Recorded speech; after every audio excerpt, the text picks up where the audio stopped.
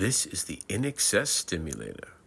It has a poly underwing and poly undertail, which might be a bit excessive, but we're going to twist one up. So grab a cup of chill as we sit back and go on the Vise with the FlyOlderGuy.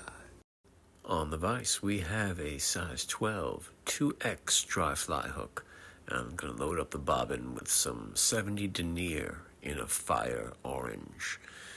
It's a good color, and it's going to match that front dubbing. I'm going to start that thread off right towards the back end of the hook, because it's back here that we're going to build up a little bulbous, like a little ball on the back end, and that's going to help prop up the tail. So we'll get the thread started back there, trim off the tag, and we're going to start to build up this little ball on the back end.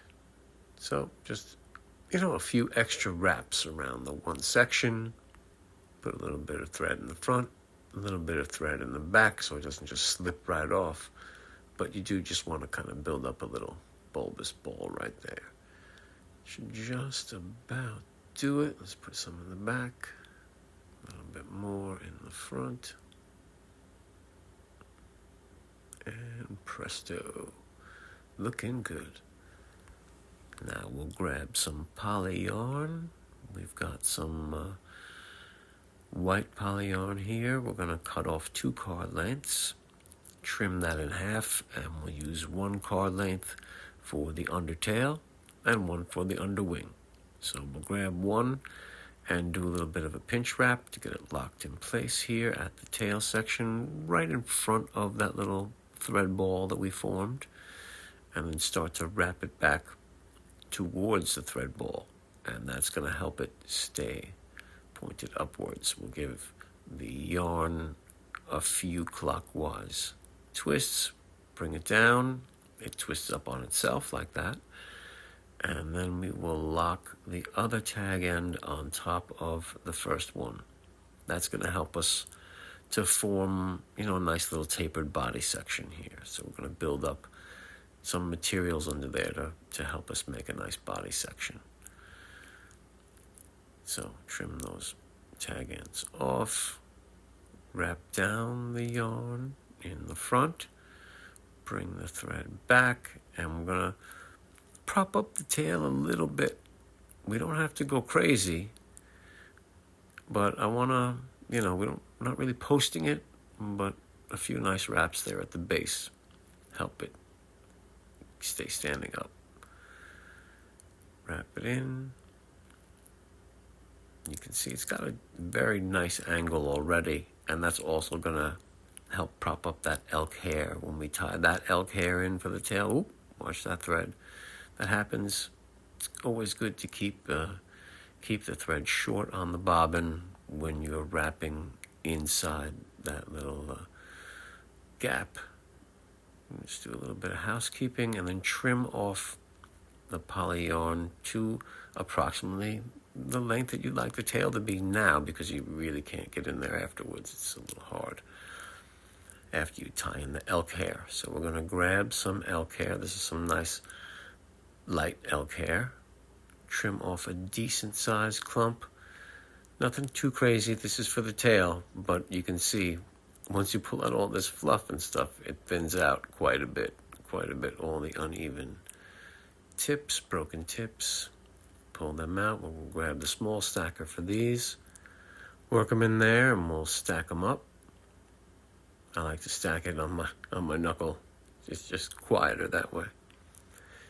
And then we'll get a nice little stack, pinch those out, and we're going to tie them in. It's easier, I guess you could say, having that poly tail there, because now you know how long you want your elk hair tail to be. So we kind of line the 2 of them up evenly and wrap these in, one on top of the other. Give it a double check. Nothing too tight to start, because it will flare that hair out, but then I start to tighten my wraps up after 3 or 4 wraps, and then wrap it forward a couple. Make sure it's not going anywhere, trim it off, and you can see here comes this tapered body, right? So cover it up with a little bit of thread, start to build that taper a little bit. Cover, you don't have to go crazy covering up the elk hair, but it's nice to cover up those butt ends, kind of smooth that body out a little bit. Now, instead of wire, I'm going to use some of this Madeira sparkle material. I like it. Again, I ordered 1 spool, I got 5, so way to go. You know, I thought I was getting 1 spool, so I use it quite a bit. But for something like this, it's not going to weigh it down like a wire would, but it'll give it some sparkle, some flash, and also help lock in that hackle later. So just tie that in. Now for the dubbing, using a yellow dubbing, bright yellow. This is like a yellow Antron-y kind of dubbing. It's pretty tight noodle. I'm not going to go crazy with the dubbing to start. I like to, when I'm dubbing, especially something like this, I like to make sure that I'm putting a little bit at a time. That way, you know, it's always easier to put dubbing on the thread than it is to pull it off. So a little bit at a time, starting off at the base of that tail and building up a nice body. The body's already got a little bit of taper to it, but I want to have, you know, a decent sized body here for the hackle. So like I said, we'll grab a little bit more dubbing, and I'm tightening as I go also, and it helps me see what kind of shape that taper is in. Do I need to go, you know, overlap a little bit more? It's not a race tying a fly all the time, you know. Especially with this one, you want to take your time, get it done right, you know. You'd be surprised. It doesn't really take that long after you get used to tying them, and you're not tying it for the camera. You can get them done pretty nicely. So we're going to get some hackle. I'm using a red hackle here. And like I said, we have a size 12 hook. This is just proud of 16 on this one. So I'm almost a full 2 sizes smaller from my hackle size, because you can see how much thicker that body is. And that should, you know, I can always take the hackle and you put it up against the hook, and then you're like looking around to see how I just go about 2 sizes under on that. About 1.5 is good. So I've attached my hackle pliers to the hackle, and I'm slowly but surely wrapping it around, trying to keep as even an angle as I can. Now I went a little too close on that one, so I came back. I should have come back a little bit more, but the bottom actually looks decent there. So now to lock in the hackle, I've grabbed that metallic Madeira material. Again, you can use wire if you want. I just feel like this gives it that flash and keeps it a little more buoyant. All right, so a few wraps around the hackle to help lock it in with that Madeira. You can see it's nice, it's thin, it's really not holding down the hackle. I'm not trapping too many fibers with that Madeira. So then we're going to lock that down with our thread. A couple nice tight wraps in the front also. Come in and trim it off. The body looks pretty clean, looking nice. The hackle looks good. I'll put a few wraps just to kind of build up a dam right at the base of that body section, and then trim off some errant hackle fibers that may have gotten trapped. But I think it looks pretty good. And we'll grab our poly yarn for the under wing and lock that in right up against that body section. Same as we did for the tail. Pick it up, Give it a few clockwise twists, pull it down, and let it twist over itself. And then lock that other tag end on top of the first one. And that's going to build up the front section. A nice taper there for a nice, thorax for the head section of it. Give it a little trim. This poly yarn sometimes can get up in the eye. You don't want to crowd the eye with anything. That's one of the hardest things. You can see I'm leaving plenty of room up there behind the hook eye. Even now, as I'm wrapping that poly yarn down, I'm making sure I leave some bare space back there. Just a little bit, checking myself to make sure it's there. And that's going to help us when we whip finish later. So that looks pretty good. We'll trim off a larger clump of the elk hair now, slightly larger. We're really just repeating the same thing we did on the tail, and we're doing that for the wing. Pull out a bunch of that fluff. It really does thin it out, so I'm not saying take a much bigger clump than you think you need, but maybe a slightly bigger clump.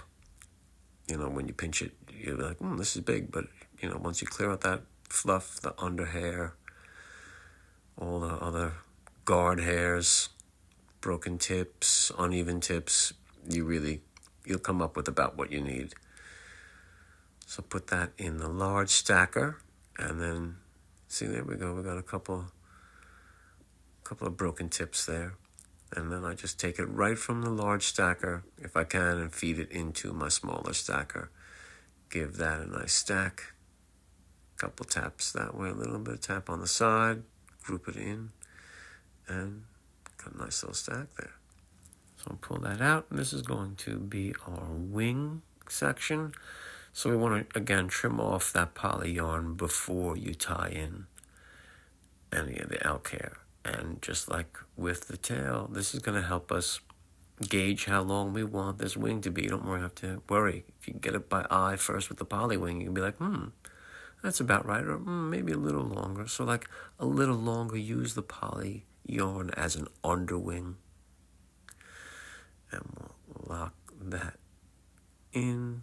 The elk hair will flare out a little bit. You kind of want it to. I don't go crazy using the thread to lock down the flared out fibers, but 1 or 2 wraps through the flared out fibers will help lock it down. Once it's locked down, give them a little haircut in the front. And just like with the yarn, it's going to help us to really shape it up, give it a nice taper. You can see that already. It sort of has a nice taper to it. We haven't even tied down any thread on top of it, but you can see it looks good. So we'll grab the thread, I'm wrapping through the tips, wrapping them down, wrapping them through. Nice. Not worried too much about sealing all the tips underneath the thread, but the smoother the better, Now we're going to grab a Grizzly Hackle. Here I'm definitely going down 2 sizes to a 16. This is a strong size 16. So I'm just going to wrap that in.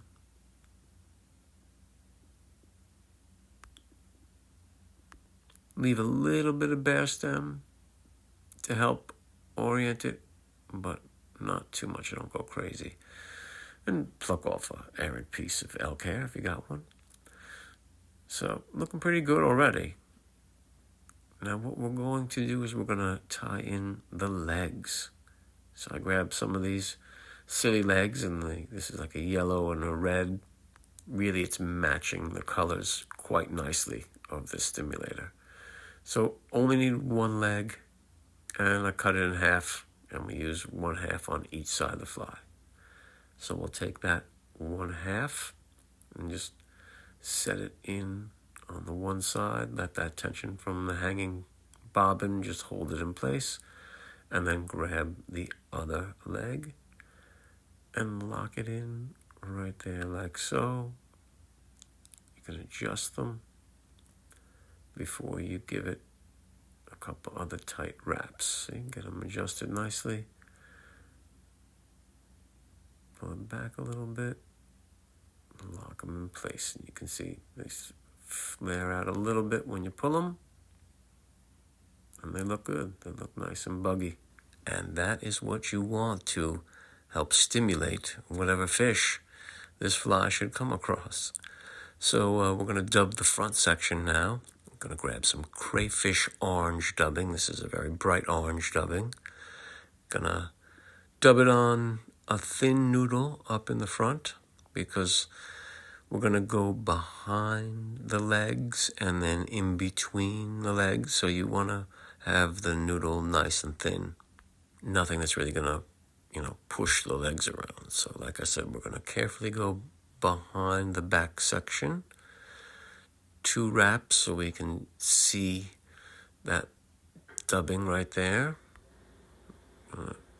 2 wraps in the center section after we tighten it up. And those 2 wraps are going to help, splay those legs out nicely. So before we dub the front section, I'm going to add a bit more in another tight noodle. A little bit more, a little bit at a time. You want to build this head up. You know the heads of the stimulator kind of have that nice cone shape going forward, a really nice taper going all the way up to that hook eye. So maybe a touch more dubbing, just a touch. Like I said, you want to build that up, have a nice taper up to the front, and I've left some nice space behind that hook eye too. You don't have to go, wild worrying about it, but you do want to leave some space back there. It definitely helps with the whip finish, and it's going to help us lock in this hackle, which is the next step. Now, it might be a little daunting. I got to lock the hackle, got to wrap hackle in between rubber legs. Just don't worry about it. Just do it. See, look, I messed it up. Go back, set it again. You get it oriented properly. Tweak the leg. I don't think you can get too many. I tried to get 2 in between. You can't get 2 in the middle. 1 in the back, 1 in the middle, and then I think I can get 3 up front. You don't want to crowd that eye, so get 3 nice turns up the front. It looks good.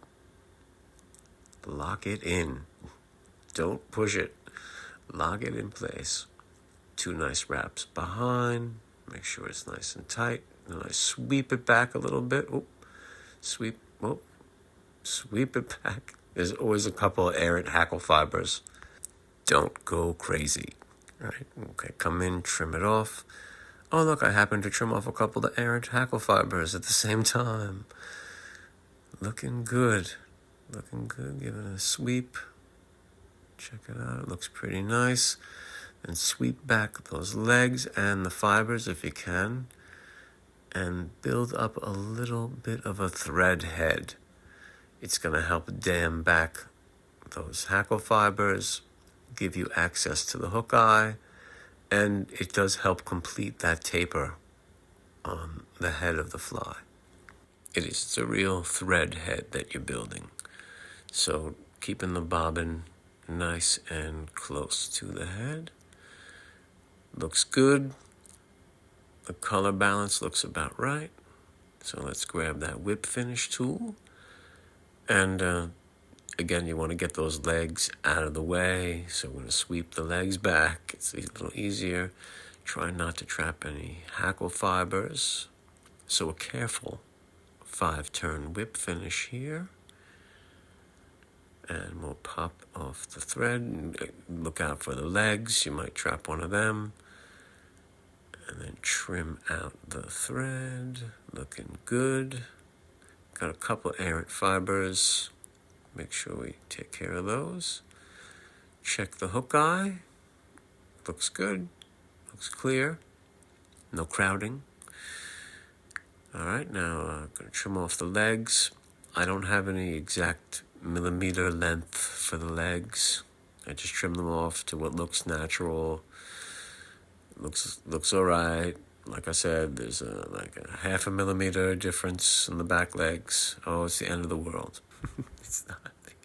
So we got a little bit of UV finish in a thin, and that's just going to help seal up these threads at the head and give it a little bit of a shine. You want this to be a durable fly. You're going to fish it quite a bit probably. You can use it hopper dropper. So, you want it to be durable. It might be getting hit. It's going to get thrown, caught in a tree here and there. So, little UV finish. Hit it with the lamp.